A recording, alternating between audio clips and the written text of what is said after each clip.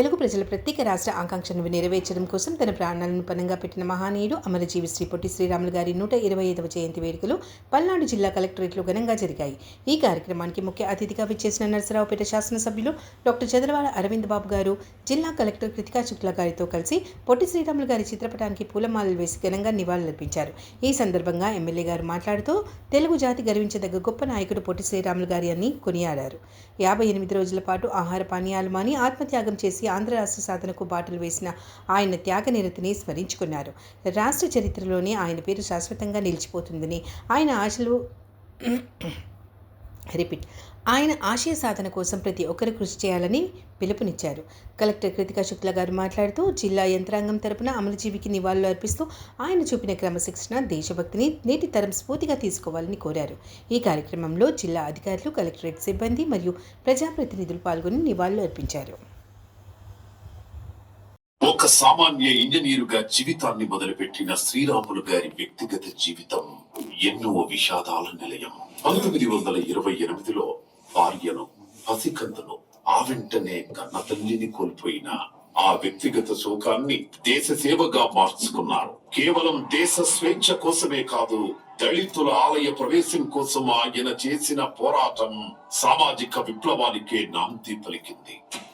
British వారి నుండి స్వాతంత్ర్యం కోసం అల్లూరు సీతారామరాజు నుండి పొట్టి శ్రీరాములు వరకు ఎందరో మహానుభావులు పోరాటం చేసిన, జీవితాలను త్యాగం చేసిన, దేశానికి స్వాతంత్ర్యం వచ్చిన మద్రాసీల నీడన మన జాతి ఉనికి కూడా గుర్తించబడక ఎంతో మథనపడ్డాం.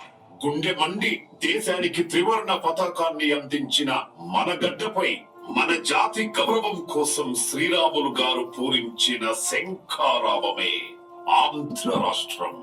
శరీరం శుష్కించి శల్యమైపోతున్న, ఎముకల గూడులా మారుతున్న దేహం మొరాయిస్తున్న, గుండె కొట్టుకోవడం నెమ్మదిచ్చిన, గొంతులో ప్రాణం విలవిలలాడుతున్న తెలుగు జాతి ఆత్మ గౌరవం కోసం ఆ మహానుభావుడు అనుమాత్రం చలించలేదు.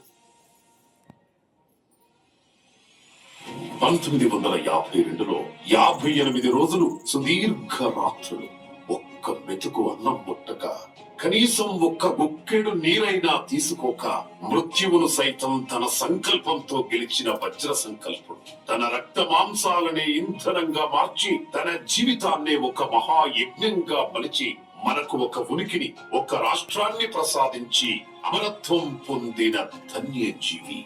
ఆ త్యాగమూర్తి బలిదానమే భారతదేశంలో భాషా ప్రయుక్త రాష్ట్రాల ఆవిర్భావానికి ఒక పునాదిగా మారింది.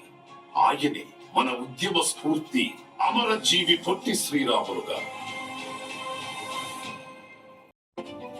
ప్రపంచవ్యాప్తంగా తెలుగు వారిని ఏకతాటిపైకి తెచ్చే ఒక మహోన్నత సేవా వేదిక. మ్యూజియం, మినీ థియేటర్ల ద్వారా ఆయన పోరాట పటిమను కళ్లకు కట్టి ఉన్నతమైంది. కోట్లాది మంది మా ఆంధ్రులు మద్రాసీలుగా పిలువబడుతున్నారు.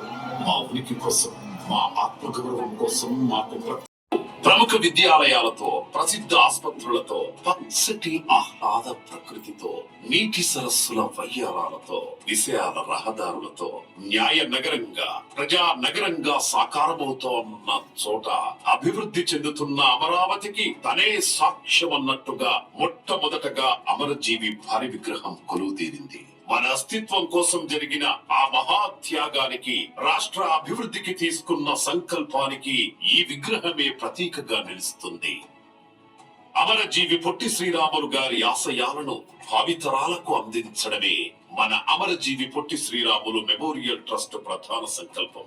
పొట్టి శ్రీరాములు విగ్రహాన్ని స్మృతివనం, అదేవిధంగా మెమోరియల్ ట్రస్ట్ ద్వారా చేయడం జరిగింది. ఈ కార్యక్రమం ఇంత బాగా జరిగినందుకు మనందరం కూడా ప్రభుత్వానికి మనం రుణపడి ఉన్నాం. ఎందుకంటే 70 సంవత్సరాలు ఈ కార్యక్రమం ఏ గవర్నమెంట్ చేయలేదు. మరి మీరు చేసేందుకు వారిని, చంద్రబాబు గారిని, పవన్ కళ్యాణ్ గారిని, నారా లోకేష్ గారిని మన మనస్ఫూర్తిగా మనం అభినందించాలి.